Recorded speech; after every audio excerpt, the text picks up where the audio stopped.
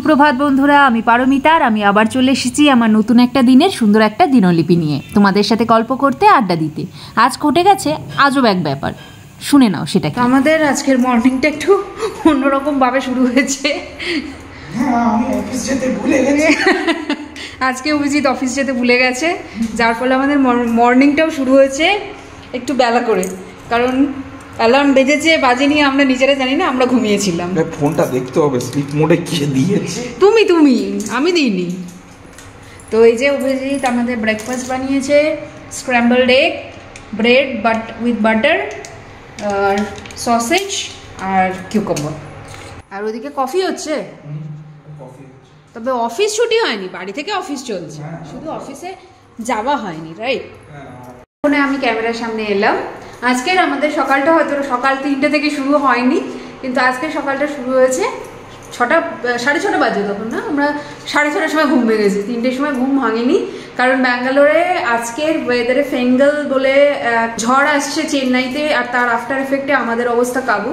এবং এই ঝড়ের পর্যায়ক্রমিকভাবে চলছে, এটা এমন নয় যে এই সপ্তাহে নতুন হয়েছে, মাঝখানে হয়েছিল, তারপরে আবার ওয়েদারটা ভালো হয়েছিল, দেন আবার এসেছে, যার ফলে আজকে সকালবেলা টাইমস অফ ইন্ডিয়ার যেটা মেন নিউজ ঘুম থেকে উঠেই আমি দেখেছি, সেটা হচ্ছে কি ব্যাঙ্গালোরে ড্রামস্টিক 500 টাকা কেজি ফেঙ্গেলের এফেক্টে।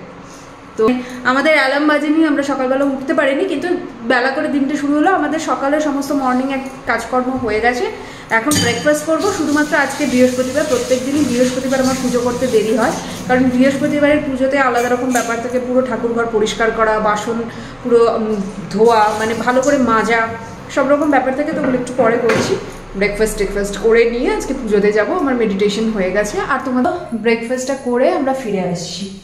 বৃহস্পতিবার দিনের সবচেয়ে যে বড় কাজটা থাকে সেটা হচ্ছে এই ঠাকুরের বাসন মাজা। সারা সপ্তাহ ধরে এই তামা পিতলের সাথে জল এবং বাতাসের সংস্পর্শে এগুলো সব কালো কালো হয়ে যায়, যা দেখতে খুব বাজে লাগে, আর সেগুলোকে আমি খুব ভালো করে পরিষ্কার করি।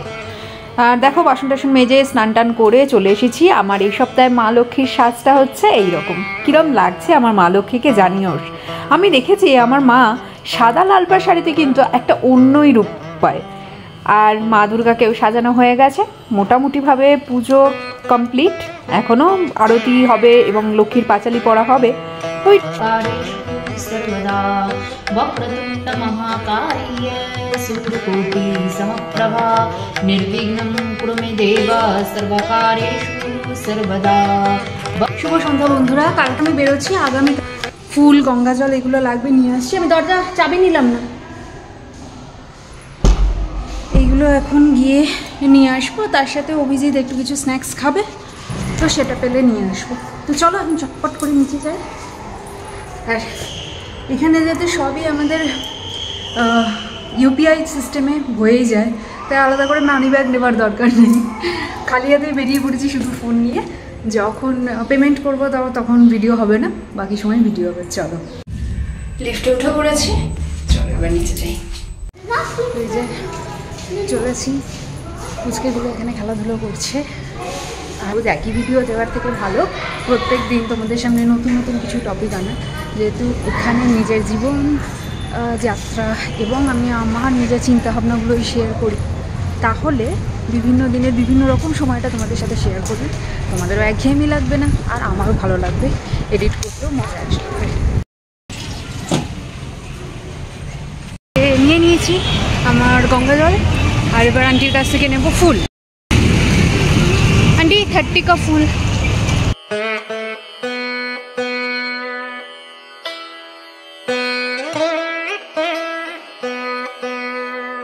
নেওয়া হয়ে গেছে এই আন্টির দোকান থেকে। রাস্তায় ভালো মতন জ্যাম, ব্যাঙ্গালোরের জ্যামটা এত কমন যে এই রাস্তাতেও জ্যাম হয়, আর এখানে তো একটু বেশিই হয়।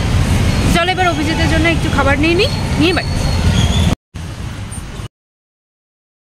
এখান থেকে আমি চিকেন মোমো নিয়ে নিচ্ছি, এক হাতে ফুল আর এক হাতে চিকেন মোমো, কিছু করার নেই।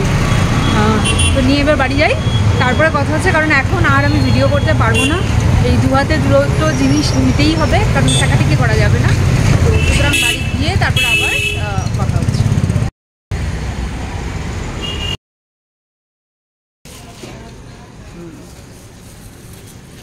তো সন্ধেবেলার সামান্য জলখাবার খেয়ে নিয়ে চলে এসেছি আমি রাত্রে রান্নাটা করতে।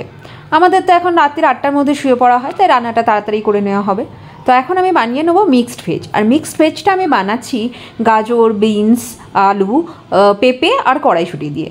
তো প্রথমে সব সবজিগুলো কেটে ধুয়ে রেখেছি। এরপরে কড়াইতে তেল গরম করে, সর্ষের তেল দিয়ে বানাচ্ছি, সর্ষের তেল গরম করে তাতে কালো জিরে এবং শুকনো লঙ্কা ফোড়ন দিয়ে কেটে রাখা সবজিগুলো দিয়ে কিছুক্ষণ হলুদ মাখিয়ে ভালো করে ভেজে নেবো।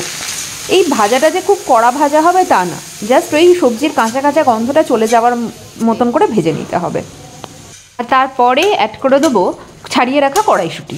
তো এখন বাজে হচ্ছে 7:30, 7:30টার সময় যে আমাদের রান্না চলছে। আমরা ঠিক 8টার মধ্যে খেতে বসবো, অ্যান্ড দেন 8:30টার মধ্যে আমরা ঘুমোতে চলে যাব। এখন আমাদের পুরো লাইফস্টাইলটা প্রপার, যেটা আইডিয়াল লাইফস্টাইল বলে সেরকমই চলছে। আর মানে এইভাবে জীবন বেশ কাটাতে না ভালো লাগছে। একটা রুটিনের মধ্যে থাকা, নির্দিষ্ট সময় খাওয়া, নির্দিষ্ট সময় ঘুম, এটা সত্যিই আমাদের খুব দরকার। আর আমাদের ভারতবর্ষের যে ঐতিহ্য বা আমাদের যে লাইফস্টাইলটা ছিল, সেটা যত তাড়াতাড়ি না আমরা আমাদের নিজেদের জীবনের মধ্যে অ্যাপ্লাই করতে পারবো, আমার মনে হয় সেটা আমাদের শরীর মন উভয়ের জন্যই ভালো হবে। আমি জানি যে আমরা মাঝখানে অনেকটাই আমাদের রুটস থেকে দূরে সরে গিয়েছিলাম, কিন্তু এখন যখন এনার্জি ওই দিকে, আমি খুব বিশ্বাস করি energy flow and all spiritual ব্যাপার স্যাপারগুলোকে, এখন যখন এনার্জি ওই দিকে ফ্লো করছে, আমার মনে হয় আমাদেরও মানে যুগ যেরকমভাবে এগোচ্ছে, যেদিকে এগোচ্ছে, এবং সেটা যদি ভালো দিকে হয় তাহলে সেই দিকেই এগিয়ে চলাটা বুদ্ধিমানের লক্ষণ। তো চলো তাড়াতাড়ি করে তরকারিটা করে নিই। এবার ওই সবজির মধ্যে অ্যাড করে দেবো কিছুটা শুকনো আদার গুঁড়ো আর জিরের গুঁড়ো।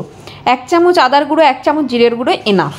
তো তারপরেতে ভালো করে নাড়িয়ে নিয়ে পরিমাণ মতন জল এবং নুন আর কিছুটা কাঁচা লঙ্কা, যেরকম ঝাল তোমরা প্রেফার করবে সেরকম কাঁচা লঙ্কা দিয়ে এটাকে সিদ্ধ করতে রেখে দেবো।